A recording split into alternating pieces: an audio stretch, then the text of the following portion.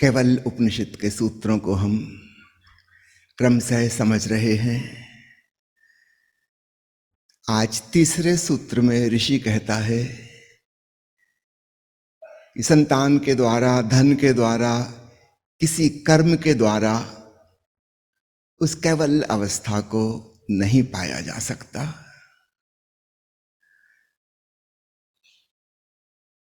चूंकि संसार में हम व्यापारिक दुनिया में जीते हैं, हर चीज की खरीद फरोख्त होती है। धन एक साधन है विनिमय का, एक्सचेंज का, उपयोगी है संसार में। वह साधन है, इसीलिए उसका नाम धन पड़ा। हर चीज हम खरीद सकते हैं दुनिया में जो उपलब्ध है। हमारी आदत पड़ जाती है खरीद फरोख्त की, व्यापार की। फिर जब हम अध्यात्म में उत्सुक होते हैं तो वही टेंडेंसी हम भीतर भी लागू करते हैं। हम सोचते हैं कि जब परम तत्व को पाना है तो इसका बड़ा मूल्य चुकाना होगा, क्योंकि संसार में तो कोई भी चीज मुफ्त नहीं मिलती। तो मोक्ष, केवल परमात्मा, सच्चिदानंद, निर्वाण, वह कैसे मुफ्त मिलेगा? हमारा वही गुणा भाग वाला दिमाग, हिसाब किताब वाली बुद्धि हम वहां भी लागू कर देते हैं। फिर हम सोचते हैं कि क्या हम चुकाएं इसके लिए। तो कोई सोचता है कि त्याग के द्वारा परिवार को त्याग दें, घर त्याग दें, दुकान छोड़ दें, खेत खलिहान छोड़ दें। कोई सोचता है धन का त्याग कर दें, मंदिर में दान दे दें, धर्मशाला में दान दे दें, अस्पताल बनवा लें, कहीं समाज सेवा में खर्च कर लें। हम सोच रहे हैं कि इसके बदले में हमें परमात्मा मिल जाएगा। सच पूछो तो हम परमात्मा को खरीदने चले। शायद आपने इस ढंग से कभी सोचा ना हो।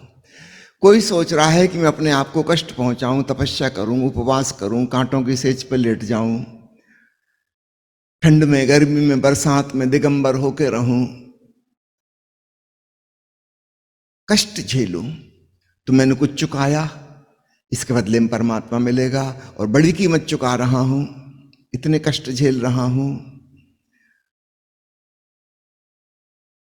फिर भांति भांति के क्रियाकांड दुनिया में प्रचलित हैं धर्म के नाम पर, अंधविश्वास पूर्ण बातें कि ऐसा ऐसा करो। हमारी बुद्धि सहमत तो नहीं होती कि ये कोई तर्क संगत बात नहीं है, लेकिन हम सोचते हैं कि चलो यही कीमत चुकानी होगी। जो बात हमारी बुद्धि को, विवेक को नहीं जच रही, वो करनी होगी, उससे परमात्मा मिलेगा। भांति भांति से हम उस परम तत्व को, सच्चिदानंद को पाने के उपाय करते हैं, लेकिन हमारी बेसिक हिसाब किताब वाली दुनिया वहां जारी रहती है कि किसी चीज के बदले में कोई चीज मिलेगी। हमारी व्यापार और दुकान वाली बुद्धि वहां चालू रहती है। अब वो कीमत अलग अलग हो सकती हैं। कोई सोच रहा है कि तपस्या करके मिलेगा, कोई सोच रहा है त्याग करके मिलेगा, कोई सोच रहा है शास्त्र ग्रंथ पढ़ के मिलेगा, इसमें समय लगाऊं। खर्च वो भी कर रहा है, समय खर्च कर रहा है, जीवन की ऊर्जा खर्च कर रहा है, दिन रात ग्रंथ और शास्त्र कंठस्थ करता रहता है। वो सोचता है इससे मिलेगा। कोई सोच रहा है कि दान देने से मिलेगा, समाज सेवा से मिलेगा। हम भांति भांति की अलग अलग प्रकार के सिक्कों में कीमत चुकाने के लिए तैयार हैं। जिस धर्म में जैसा प्रचलित है वहां के लोग वैसा करने तैयार हो जाते हैं। सावधान, केवल उपनिषद का ऋषि कह रहा है, इस प्रकार की कीमत चुका के परमात्मा नहीं मिलेगा, क्योंकि तुम तो उसको खरीदने चले। तुमने तो उसको बहुत साधारण वस्तु बना लिया। अगर तुम्हारे एक हफ्ते उपवास करने से सच्चिदानंद मिल जाता है तो फिर सच्चिदानंद की कीमत उतनी हुई जितना एक हफ्ते के भोजन की होती है। 200 रुपया प्रतिदिन के हिसाब से 7 दिन का 1400 रुपये। इससे ज्यादा तो नहीं हो सकती।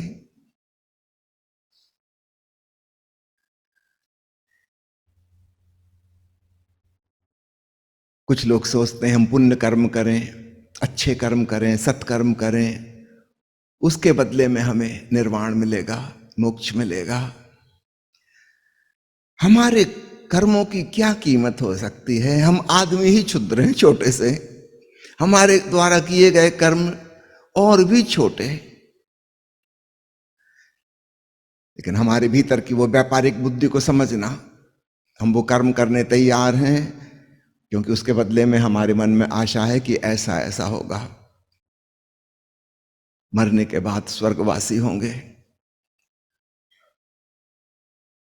तो हम कीमत ही चुका रहे हैं। बड़ी भूल हो रही है, इस दृष्टि से देखना बड़ी भूल हो रही है। हमारे किए धरे की क्या कीमत हो सकती है कि उससे सच्चिदानंद मिल जाए?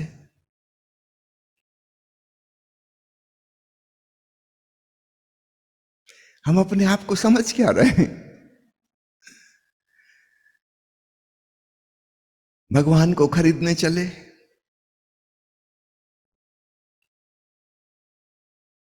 सावधान। मुझे याद आता है ओशो की एक प्रवचन माला में उन्होंने समझाया, एक दिन प्रवचन था, क्या है मार्ग, ज्ञान, भक्ति या कर्म, ये प्रवचन माला थी। तो एक दिन उन्होंने ज्ञान के बारे में समझाया, बताया कि ज्ञान के द्वारा वह प्राप्त नहीं हो सकता। दूसरे दिन भक्ति के बारे में समझाया कि भक्ति के द्वारा भी वह प्राप्त नहीं हो सकता। और तीसरे दिन समझाया कर्म। यही तीन मुख्य मार्ग हैं कि कर्म के द्वारा भी परम तत्व हासिल नहीं हो सकता। लोग बड़े निराश हो गए होंगे। फिर चौथे दिन उन्होंने कहा कि किसी भी मार्ग से वह प्राप्त नहीं हो सकता। ये तो तीन बड़े बड़े हाईवेज, चौड़े रास्ते हैं और पगडंडियां हैं छोटी मोटी, इन्हीं से जुड़ी हुई। किसी के भी द्वारा परमात्मा प्राप्त नहीं हो सकता। क्यों? क्योंकि वह पहले से ही प्राप्त है। जो हमारा स्वभाव है, जो हम स्वयं हैं, उसे हम किसी विधि विधान के द्वारा, कर्म कांड के द्वारा पाने की कोशिश कर रहे हैं। तो बुनियादी भूल तो वहीं हो गई।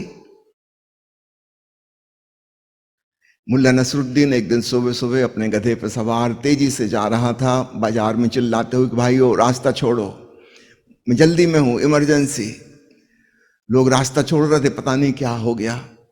फिर आखिर किसी मित्र ने चिल्ला के पूछा कि नसरुद्दीन क्या हुआ, हम लोग कुछ मदद करें? नसरुद्दीन कहा, हाँ, सख्त मदद की जरूरत है। तुम सब जानते हो मुझे अपने गधे से बहुत ज्यादा प्रेम है, अपने माता पिता से ज्यादा, पत्नी बच्चों से ज्यादा, रिश्तेदारों से ज्यादा, सबसे ज्यादा प्रेम अगर मैं किसी को करता हूं तो अपने गधे को। और आज सुबह से मेरा गधा गुम गया है, मिल नहीं रहा। दोस्त ने कहा, हद हो गई, तुम गधे पे ही सवार हो। नसरुद्दीन ने नीचे देखा, रुक गया। उस आदमी को धन्यवाद दिया कि अच्छा वो तुम बताया। मैं दूर दूर नजर दौड़ा रहा था कि कहां है मेरा गधा, कहां है मेरा गधा। हमें नसरुद्दीन पे हंसी आएगी, पर याद रखना यही हम सब भी कर रहे हैं। नसरुद्दीन तो गधे को खोज रहा था, समझो थोड़े और नशे में होता और वो नसरुद्दीन को ढूंढ रहा होता तो फिर क्या होता? गधा तो फिर भी नीचे नजर झुकाई तो मिल गया। एक बार ऐसा भी हुआ था, अड़ोस पड़ोस के लोग कहते कि नसरुद्दीन तुम रोज दारू पीते हो और दारू पी के तुम रात को चलते हो, तुम्हें पता नहीं होता। नसरुद्दीन को विश्वास नहीं होता था। किसी खर्राटे लेने वाले से कहो कि तुम नींद में खर्राटे ले, तो वो कभी नहीं मानता कि हमको तो पता ही नहीं, आज तक हमने नहीं सुना। अभी आप कैसे सुनोगे? आप तो दूसरों को नहीं सोने दे रहा, उनको सुनाई देता है। नसरुद्दीन कहा कि मुझे तो भरोसा नहीं आता कि मैं नींद में चलता हूं। एक दिन वह अलार्म भर के उठा रात को 2 बजे देखने के लिए। तो उसने अपने कमरे में रोशनी टार्च जला के देखी, सब तरफ देख के कहीं नसरुद्दीन चल रहा है क्या, कहीं नजर नहीं आया। उसने सोचा कि पड़ोसी लोग कहते हैं तुम मकान के बाहर भी निकलते हो, तो उस खिड़की पे आके उसने बाहर रोशनी डाली सब तरफ कि कहीं सड़क पर, गली कूचे में कहीं नसरुद्दीन हो। कहीं भी नजर नहीं आया, एकदम सन्नाटा था, रात को 2 बजे कोई ना था। नसरुद्दीन ने सोचा कि ऐसा ना हो कि पड़ोसी लोग तो बाहर से देखते हैं, तो मैं और बाहर निकल के देख लूं। था तो नशे में लड़खड़ाता हुआ किसी प्रकार, आया बाहर, सब तरफ नजर दौड़ाई, कहीं नहीं। फिर उसने कहा एक कोशिश और कर लूं। बाहर से खिड़की में भीतर रोशनी डाल के देखी टार्च की, कि कहीं भीतर तो नहीं है। भीतर भी नहीं था। उनका ये लोग सब झूठ बोलते हैं मुझे बदनाम करने के लिए कि मैं ज्यादा दारू पीता हूं। ना भीतर है ना बाहर है, कहीं भी नहीं है। सुबह उसे उठ के उसने घोषणा की अपने मोहल्ले वालों को कि मैंने खूब अच्छे से ऑब्जर्वेशन किया, प्रयोग किया पूरा, मैं रात को नहीं चलता हूं। अब नसरुद्दीन के ये कहने में भी सिद्ध हो गया कि चलता है। अगर हम अपने आप को खोजेंगे तो हम कैसे मिलेंगे? खोज में हमने एक चीज तो स्वीकार ही कर ली कि हम खो गए हैं। मैंने सुना है बायोलॉजी की एक टीचर स्कूल में बता रही थी, कल मैंने तुम सबको बताया था कौन कौन से जानवर कहां कहां पाए जाते हैं। आज मैं सवाल पूछूंगी, बताओ हाथी कहां पाया जाता है? सामने बैठा एक लड़का हंसने लगा। उसने कहा मैडम, हाथी इतना बड़ा जानवर है, वो खो ही नहीं सकता, तो पाए जाने का सवाल कहां उठता है? खोया कहां, कैसे खोएगा? जब हाथी नहीं खो सकता बड़ा जानवर, तो हम जिस परम तत्व को, इस विराट को, अनंत को खोज रहे हैं, वो कहां खोएगा? हाथी तक नहीं खो सकता, तो पाए जाने का तो सवाल ही नहीं उठता। बुनियादी भूल वहीं से हो गई। हम उसे खोजने चले जो खोया ही नहीं है, जो हम स्वयं हैं, जो हमारा स्वधर्म है, जो हमारा स्वभाव है।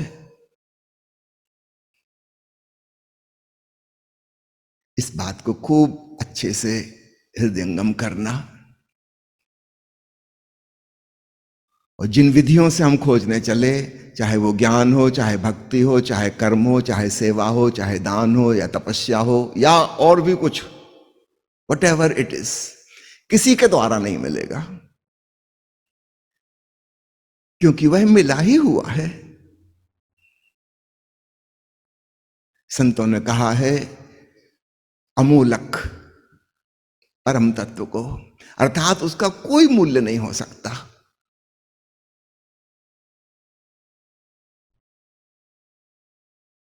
हम किसी प्रकार से कुछ चुका नहीं सकते कि इसके बदले में उसको प्राप्त कर लें।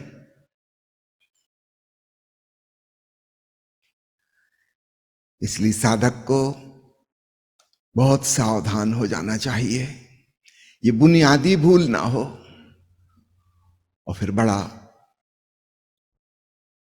सरल है, सुगम है, आसान है, सिर्फ भीतर की तरफ नजर करनी है और कुछ भी नहीं। नसरुद्दीन मौजूद ही है, थोड़ा सा नशा उतर जाए, इसलिए सारी साधना कॉन्शसनेस पर, होश में आने पर जोर देती है। खोजना नहीं है, जरा होशो हवास में आना है। हमने बहिर्मुखता की शराब पी ली है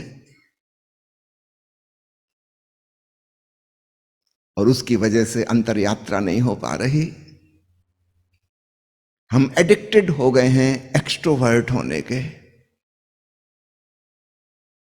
थोड़ी देर के लिए इस आदत से मुक्ति पाएं, अपने आप में ठहरें। वास्तव में इसको अंतर यात्रा कहना भी ठीक नहीं है, ये कोई यात्रा नहीं है, ये तो ठहराव है, रुक जाना है।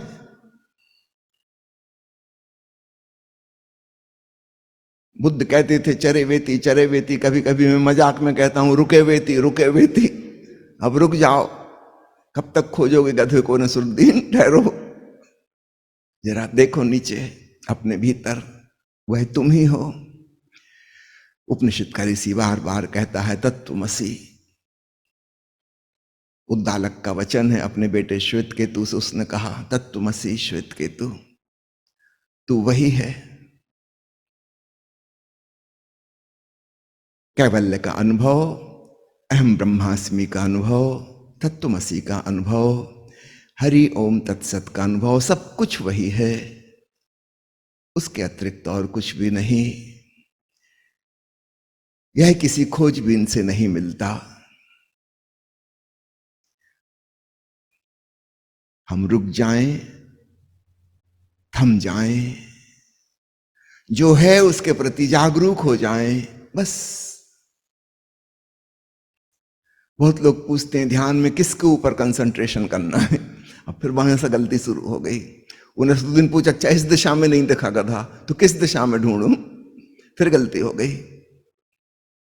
कितने लोग धर्म परिवर्तन करते रहते हैं, कितने लोग अपने शास्त्र सिद्धांत बदलते रहते हैं, कितने लोग गुरु परिवर्तन करते रहते हैं, जैसे गुरु में कोई गलती थी। वो दिशा बदल रहे हैं, वो कह रहे हैं इस दिशा में नहीं मिला, दूसरी दिशा देखते हैं, कोई दूसरा गाइड मार्गदर्शक चाहिए, लेकिन वो खोजेंगे अभी भी बाहर ही। पहले मंदिर जाते थे, अब वो मस्जिद जाने लगे। हो सकता है फिर बदल जाए, वहां भी ना मिले, चर्च जाने लगे। स्वयं में नहीं रुकेंगे, कहीं ना कहीं व्यस्त रहेंगे। ध्यान जो है वह चित्त की अव्यस्त दशा का नाम है। Unoccupied state of the mind is meditation.